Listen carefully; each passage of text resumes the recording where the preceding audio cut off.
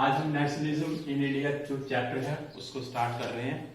ये हिस्ट्री की बुक का 3rd चैप्टर है, क्लास 10th का। ये जो लेसन है ये काफी 5 से 6 वीडियो में कंप्लीट होगा। ये जो लेसन है मैंने छोटे छोटे पार्ट्स में इसको डिवाइड किया है और 5 से 6 वीडियो में लेसन जो है वो कंप्लीट होगा। इस लेसन को हम पैराग्राफ वाइज जो है पढ़ेंगे। पैराग्राफ वाइज जो मेन पॉइंट्स हैं हम वो डिस्कस करते हुए चलेंगे। इस तरीके से हम इस चैप्टर को खत्म करेंगे। सबसे पहले इंट्रोडक्शन की बात करता हूँ। इंट्रोडक्शन में मैं आपको यही बताना चाहूँगा कि इंडिया जो है ऑलमोस्ट 1857 से और 1947 तक इंडिया जो है कॉलोनी रहा था ब्रिटिशर्स की, और उन्होंने हमें खूब एक्सप्लॉइट किया, हमें सप्रेस किया और हमारे जो राइट्स थे वो हमें नहीं दिए। हमारे जो राइट्स थे और हमें इस एक्सप्लॉइटेशन के अगेंस्ट में कैसे हमने इस फ्रीडम मूवमेंट को स्टार्ट किया और गांधी जी ने हमें कैसे गाइड किया, या अलग अलग जो मूवमेंट्स उन्होंने स्टार्ट किए, कैसे हमें फ्रीडम की तरफ या इस अगेंस्ट एक्सप्लॉइटेशन के अगेंस्ट में हमने कैसे फाइट की, उसके बारे में हम जो है इस लेसन में या इस वीडियो में पढ़ेंगे। सबसे पहले बात करता हूँ सेकंड पैराग्राफ की, जो कि इन इंडिया से शुरू होता है और कॉन्फ्लिक्ट पे खत्म होता है। इसमें सबसे पहला जो मेजर पॉइंट है वो है in many colonies development of modern nationalism is closely linked to anti colonial movement. काफी सारी जो कॉलोनी थी यानी कि उपनिवेश थे, जैसे कि इंडिया भी एक उपनिवेश था ब्रिटिशर्स का, इन कॉलोनीज में जो आधुनिक राष्ट्रवाद था, मॉडर्न नेशनलिज्म था, वो जुड़ा हुआ था उपनिवेश विरोधी आंदोलनों से। दूसरा पॉइंट है people get United during struggle against colonialism. People जो है वो उपनिवेशवाद के खिलाफ जो है वो एकजुट हो गए थे। Sense of exploitation operation brought them closer. लोगों के अंदर जब भावना आई कि उनका शोषण हो रहा है, उनका ऑपरेशन हो रहा है, सप्रेशन हो रहा है, उन्हें दबाया जा रहा है, उनको राइट्स नहीं दिए जा रहे, तो वो लोग जो है आपस में क्लोज आ गए। Impact on each group of colonialism was different. जो प्रभाव था उपनिवेशवाद का वो हर सामाजिक समुदाय पे या सामाजिक समूह पे अलग अलग था।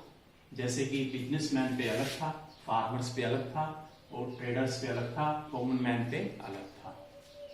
Ideas about freedom were also different. India में जो आइडियाज थे आजादी को लेकर के, उनमें भी एक मत नहीं था, लोगों की अलग अलग विचारधाराएं थी इस पर भी।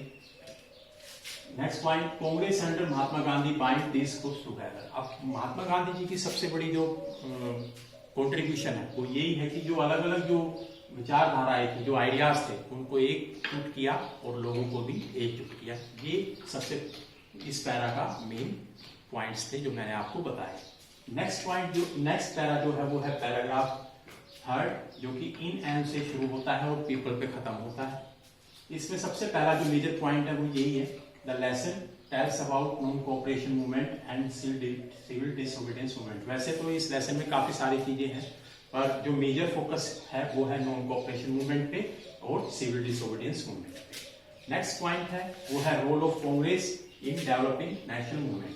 कांग्रेस का क्या रोल रहा भारत में नेशनल मूवमेंट को डेवलप करने में, जब नेशनल मूवमेंट को स्टार्ट करने में और उसको कैरी करने में कांग्रेस का क्या रोल रहा, ये हम इसमें पढ़ेंगे।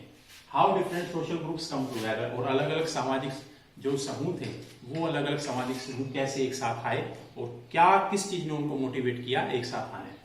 How nationalism gripped imagination of Indian people, और कैसे राष्ट्रवाद एक सपना बन गया लोगों का कि हमें राष्ट्रवाद के माध्यम से, मीडियम से एक्सप्लॉइटेशन को जो है भगाना है या ब्रिटिशर्स को हमें भगाना है, एक्सप्लॉइटेशन को एंड करना है। ये 3rd पैराग्राफ के मेजर पॉइंट्स थे। इसके बाद आते हैं 4th पैराग्राफ पे, जो कि फर्स्ट से शुरू होता है और रूल पे खत्म होता है। सबसे पहला पॉइंट है first world war created a new economic and political situation. यानी कि प्रथम विश्व युद्ध जो था, फर्स्ट वर्ल्ड वॉर थी जो 1914 से 1918 चली थी, उसकी वजह से एक new economic and political situation around the world जो है वो क्रिएट हो गई थी इंडिया में और पूरी दुनिया में। उसके लिए जो रीजन थे वो थे सबसे पहला, जैसे huge increase in defence expenditure. Economic situation कैसे चेंज हुई, क्योंकि जैसे फर्स्ट वर्ल्ड वॉर में बहुत ज्यादा जो एक्सपेंडिचर वो डिफेंस से रिलेटेड हो गया और नए नए हथियार, नए नए वेपन्स जो थे उनको खरीदने में, उनके प्रोडक्शन में, नई नई फैक्ट्रीज एस्टेब्लिश करने में बहुत ज्यादा पैसा लगने लगा और सारा का सारा पैसा जो है डिफेंस में जाने लगा। इसलिए इकोनॉमिक सिचुएशन जो है वो चेंज हुई। More loans to finance defence expenditure. इसके अलावा लोन्स भी लिए गए, स्पेसिफिकली ब्रिटिशर्स ने बैंक ऑफ इंग्लैंड से लोन लिए, बहुत ज्यादा अमाउंट के लोन लिए, जो कि टोटली उन्होंने फर्स्ट वर्ल्ड वॉर के डिफेंस रिलेटेड एक्सपेंडिचर्स पे लगा दिए। Next point, taxes, custom duties, income taxes increased. Loan से ही बात नहीं बनी, इसके अलावा टैक्सेस पे भी बहुत ज्यादा इंक्रीज हुए। टैक्सेस भी कस्टम ड्यूटीज जो कि इंपोर्ट एक्सपोर्ट पे है, इनकम टैक्स लोगों की इनकम पे जो टैक्स लगा ये भी बढ़ा दी गई, जिससे कि लोगों को बहुत सारी परेशानी उठानी पड़ी। Extreme hardship for common masses. इसमें सबसे ज्यादा जो हार्डशिप आई है, परेशानी, प्रॉब्लम्स आई, वो आम लोगों के लिए आई, जो गरीब लोग थे उनके लिए सबसे ज्यादा ये फर्स्ट वर्ल्ड वॉर जो है वो परेशानियां लेकर के आए। Price of essential commodities double between 1913 से 1918। जो रोज डे टू डे नीड्स की जो चीजें हैं उनके जो प्राइस है वो 1913 से 1918 के बीच में डबल्ड हो गए, यानी कि डबल हो गए, जिससे कि कॉमन मैन जो है वो फाइनेंशियल बर्डन फील करने लगा। Forced recruitment. First world war के टाइम सोल्जर्स की कमी आ गई, जिसकी वजह से जबरदस्ती लोगों को सेना में भर्ती किया जाने लगा, इंडिया के लोगों। Crops failed in many parts of country during 1918, 1919 and 1920, 1921।